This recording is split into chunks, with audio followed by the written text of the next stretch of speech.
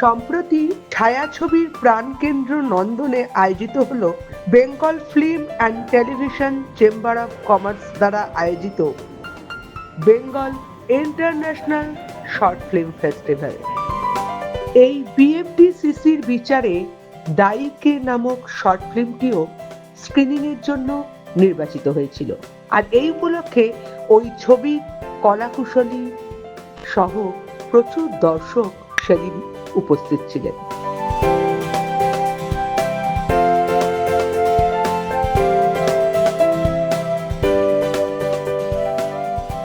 প্রেক্ষাগৃহে পরিপূর্ণ দর্শকের মাঝে দায়ীকে ছবিটি প্রদর্শিত হয়েছিল। দর্শকপূর্ণ প্রেক্ষাগৃহের প্রতিটি দর্শক ছবিটি প্রদর্শনকালীন নিজ নিজ সিটে অবিচল ছিলেন এবং তারা ভীষণভাবে ছবিটি উপভোগ করেছিলেন। এতবার কেন ফোন করছো? কোনো আর্জেন্ট কিছু নাকি? কেন প্রয়োজন ছাড়া বাবা মেয়েকে ফোন করতে পারে না? তো আমি কি করব? বিশিষ্ট অভিনেতা বিশ্বজিৎ চক্রবর্তী, শঙ্কর ঘোষ ছাড়াও এই ছবিতে দুটি গুরুত্বপূর্ণ ও অন্যতম চরিত্রে অভিনয় করেছে অভিনেতা রনিত চ্যাটার্জি এবং রোজি রায়।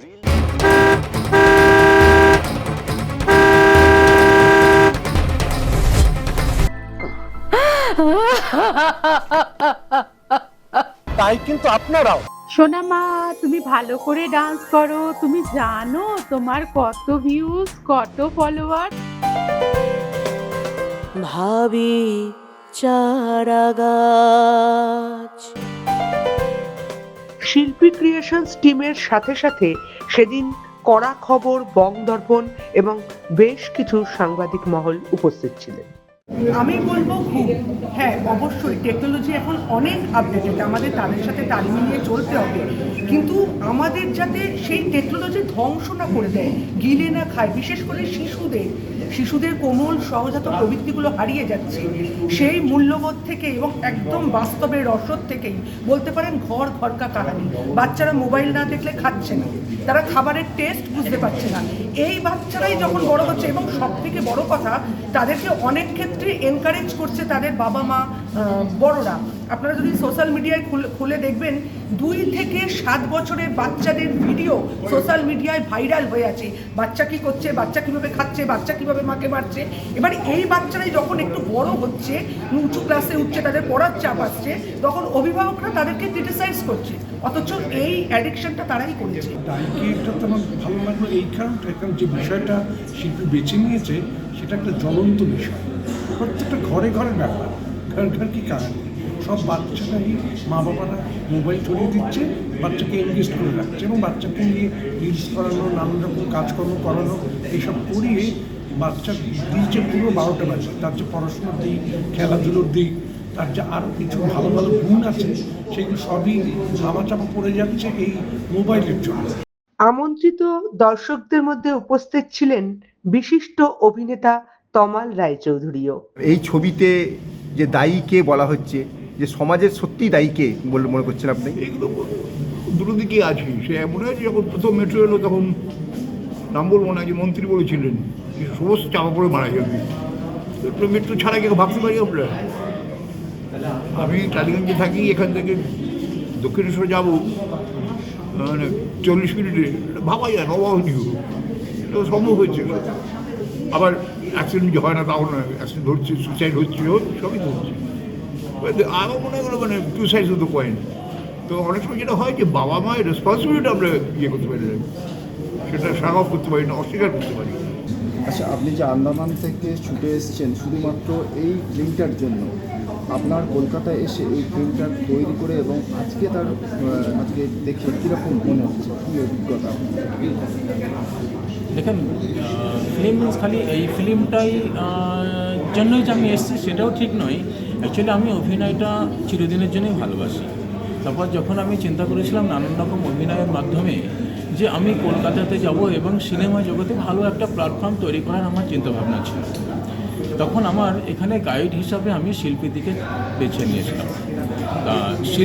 শিল্পী চক্রবর্তী, উনি আমাকে এই সিনেমা জগতে ঢুকানোর জন্য উনি আমার হাত ধরে নিয়ে এসেছেন এবং আজকে আমি এখানে শিল্পীদের সঙ্গে কাজ করেছি। আমি সত্যিই খুব প্রাউড যে আজকে শিল্পীদের সঙ্গে এই সিনেমাটা করে, আর সিনেমাটা যে এত সুন্দর হয়েছে, আমি নিজেও অভিনয় করেছি কিন্তু আমি ভাবতেই পারিনি যে এত সুন্দর হবে। আর শিল্পী দিদি যে গল্পটা নিয়ে এসছেন, আর এটা যে এত সুন্দর, যে সমাজকে জাগ্রত করার জন্য, সচেতন করার জন্য যে কাহিনীটা নিয়ে এসছে, সত্যিই এটা মানে যখন পাবলিশড হবে, পাবলিক জানবে, তখন আমার মনে হয় যে ঘরে ঘরে প্রত্যেক বাচ্চাদের জন্যই এই গল্পটা অনেক বড় কার্যকরী হয়ে দাঁড়াবে। সুভাষিনী, তুমি তো এই ছবিতে অভিনয় করেছো, কি বলবে? ভালো লেগেছে আমার এই সিনেমাটা। সিনেমাটা খুব ভালো আছে। আমি শিল্পীদের কাছে আমি অনেক সিনেমা করেছি, এই সিনেমাটা আমার খুব ভালো লেগেছে। সিনেমাটা করে আমার ইতি মনে হয়েছে অনেক ভালো লেগেছে, আমার অনেক মজা পেয়েছি। মজাটা কীরকম? তোমার নাম কি? শান্তি মাইতি। সানভি মাইতি। শিল্পী ক্রিয়েশনের শিল্পীদিকে আমি ওকে দিদির মতোই মনে করি, দিদিই বলি। তা আমাকে এত বড় একটা সুযোগ দেওয়ার জন্য, আর এই যে সমাজের যে একটা সচেতনতার যে মেসেজটা এই যে সিনেমার মাধ্যমে দিয়ে উনি তুলে ধরেছেন, এবং প্রত্যেকে আমরা যথেষ্ট মানে আমরা তো এই সম্পর্কে যথেষ্ট ওয়াকিবহাল, কিন্তু আরও সচেতন হয়ে গেলাম যে মোবাইল কতটা একটা বাচ্চার পক্ষে এটা কতটা ক্ষতিকর হতে পারে, এটা কতটা একটা জীবনকে ধ্বংস করে দিতে পারে। তা সেই থেকে আমরা নিজেকে আরও সজাগ করে তুলবো। এই যে মেসেজটা সমাজের মধ্যে ছড়িয়ে গেছে, এবং এই যে সামান্য একটু টাইটেল সঙের মাধ্যম দিয়েই আমরা যে এই বার্তাটা পৌঁছে দিতে পারছি সকলের কাছে, এই জন্য আমরা কৃতজ্ঞ এবং ধন্যবাদ জানাবো শিল্পীদিকে। আরও শিল্পীতে এগিয়ে চলুক এই কামনাই করবো। আমি শিল্পীদের শিল্পীকেই রয়েছি, শিল্পীদের সাথে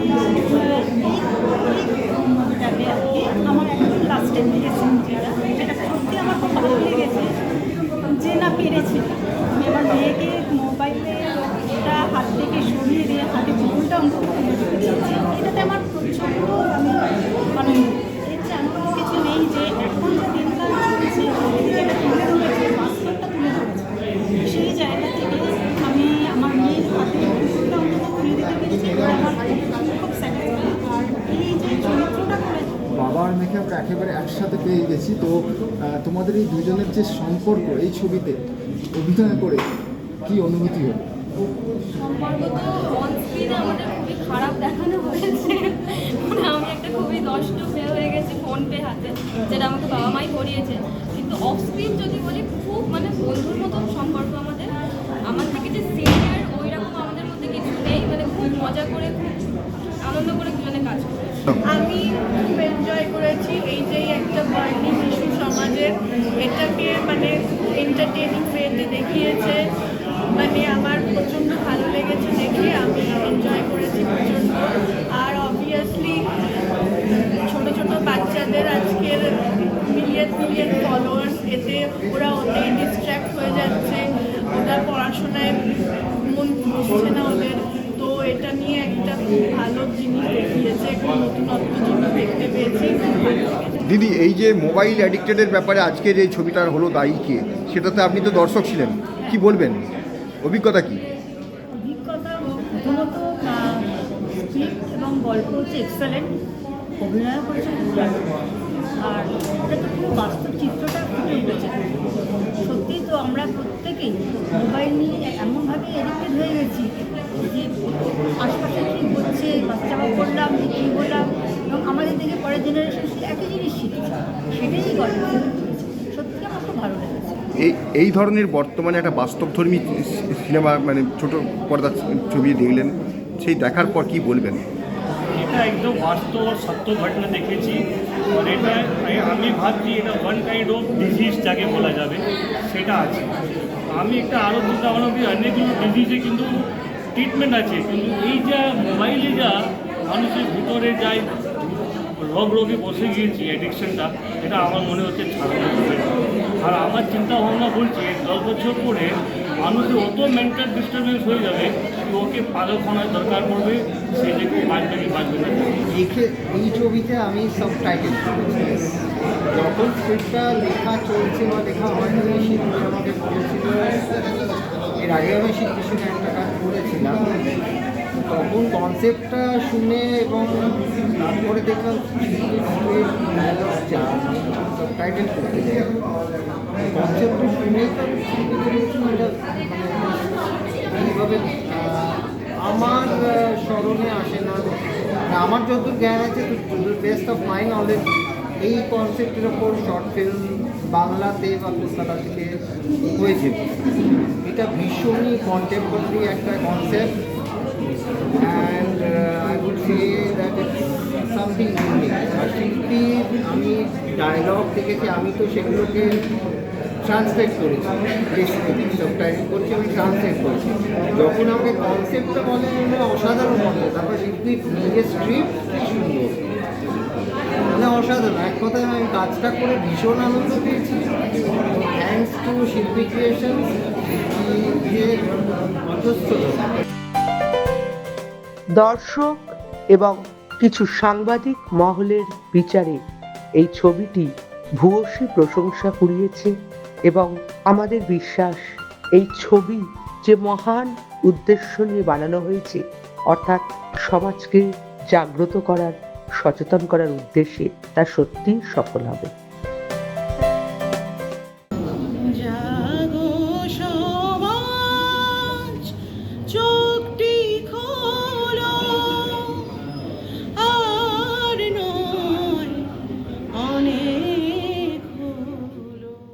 শিশুরা মোদের থেকে ভালো কিছু পাক, শিশুরা মোদের থেকে ভালো কিছু পাক।